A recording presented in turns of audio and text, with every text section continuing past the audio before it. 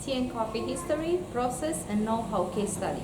This course gives students an overview of the rich history and legends of tea and coffee, how they spread around the world and in Ireland. This case study will cover the main plant varieties, growing conditions and most used coffee beans.